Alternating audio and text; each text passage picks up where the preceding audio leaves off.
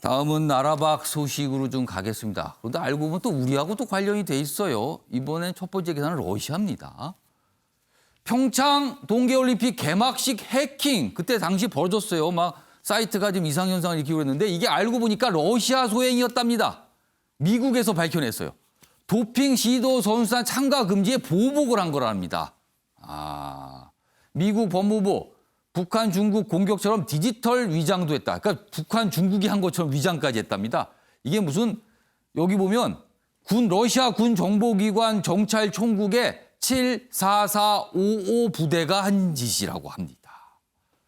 영국 도쿄올림픽도 시도, 러시아 그러자 마녀 사당이다 또 반발하고 있습니다. 자, 이와 관련된 영상 준비했습니다. 확인해 보겠습니다. Activity went well beyond traditional intelligence collection. The GRU targeted the global energy sector, the international political groups, hospitals, and even the Olympics. Собственно, напоминает просто такие рецидивы с постоянностью, встречающиеся рецидивы, такой оголтелой просто русофобия. 당시 이 해킹으로 이 CCTV가 갑자기 꺼지고요. 그 웹사이트가 막 마비되고 그랬습니다. 그래서 굉장히 어려움을 처했죠. 그리고 복구하는데 시간도 많이 걸렸습니다. 자, 이번에 확인이 된 건데 조대인 변호사. 네. 이거 러시아의 소행인데 이거 우린 당했습니다. 이거 우리 뭘 할 수 있죠?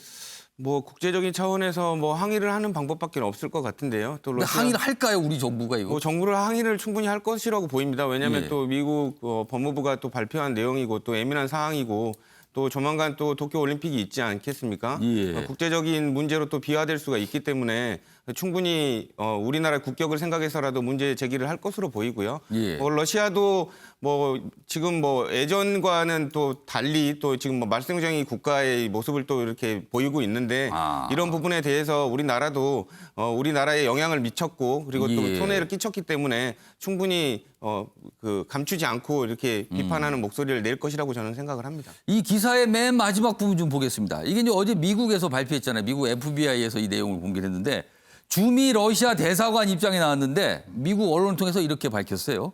미국에서 러시아 공포심을 일으키려는 마녀 사냥의 시작이다. 그래서 부인을 해버렸습니다.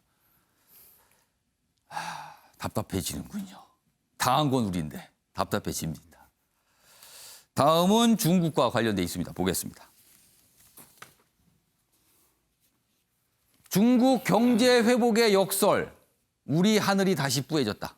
그렇습니다. 어제도 그 기사 일면 기사 소개 때 전해드렸는데 중국이 V자로 경제 회복을 하고 있다. 성장률이 이전에 정상적인 상황으로 좀 접근하고 있다는 거죠. 다른 나라들은요 지금 0 밑입니다. 한참 밑으로 가고 있어요. 그러나 중국은 0 위로 성장을 하고 있는 거죠. 그리고 3분기 때는 성장이 더 커질 거다. 그래서 V자로 회복을 했다. 이런 전망, 분석이 있었거든요. 그런데 중국이 경제 회복돼서 우리는 좋습니다. 중국에 뭔가 수출도 많이 할 수 있고요. 우리가 좀 뭔가 이 경제적으로 좀 이익을 볼 수도 있는 상황인데 그런데 하늘은 뿌얘집니다.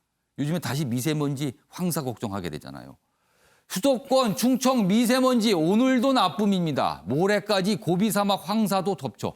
지금 고비사막 황사 발생했다는 얘기 나옵니다. 지금요. 중국 대기오염 코로나 이전으로 돌아가 올겨울 한반도 대기 나빠질 듯하다. 이래도 걱정 저래도 걱정이군요.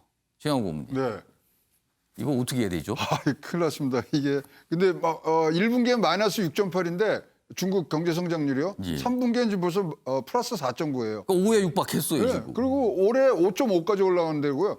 전년 동기로 비해서 3분기까지 비교해도 작년보다 0.7% 증가했습니다. 그러니까 작년만큼 지금 공장이 돌아간다는 거죠.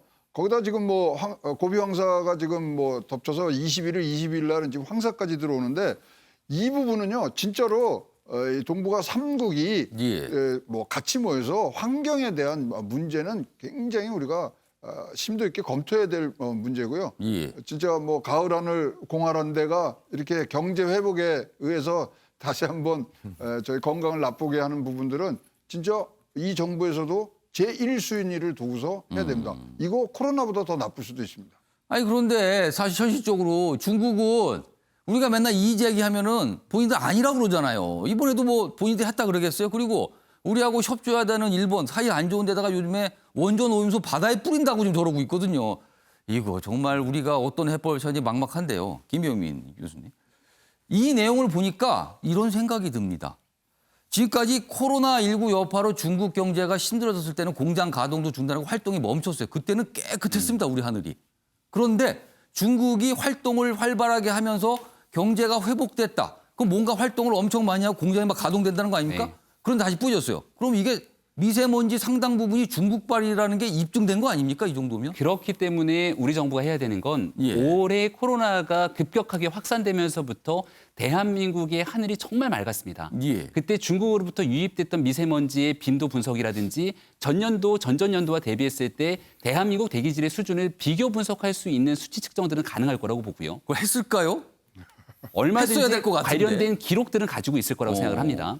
우리 정부가 2017년도 대통령 선거를 치를 때가 미세먼지가 정말 심했습니다. 예. 그 당시 문재인 대통령이 인기를 쳤던 문재인 1번가인가요? 거기에 대해서 가장 인기가 좋았던 공약이 미세먼지 30% 감축이었고 이걸 위해서 숱한 노력을 했지만 현재까지 코로나가 이어나기 전 이 미세먼지에 관해서 국민들에게 체감 있는 정책 효과가 나타나진 않았거든요. 예. 이걸 통해서 분명히 우리가 알 수 있는 건 대한민국의 미세먼지의 상당수는 국내 발생 요인보다는 예. 중국의 경제 활동을 통해서 오게 되는 요인들이 많을 거라고 추정이 가능한 만큼 예. 여기에 대해서 문재인 정부가 분명한 상황에 대한 분석 그리고 그 이후에 중국과의 대응, 미세먼지 감축에 관한 시도들에 대해서 더 힘을 낼 수 있는 하나의 계기가 만들었으면 좋겠습니다. 자, 어느덧 코로나19 걱정과 함께 미세먼지 걱정까지 해야 되는 상황에 이르고 말았습니다. 여러 가지 걱정입니다. 자, 아침의 멜용제 오늘은 여기서 마무리하겠습니다. 시청해 주신 여러분 고맙습니다.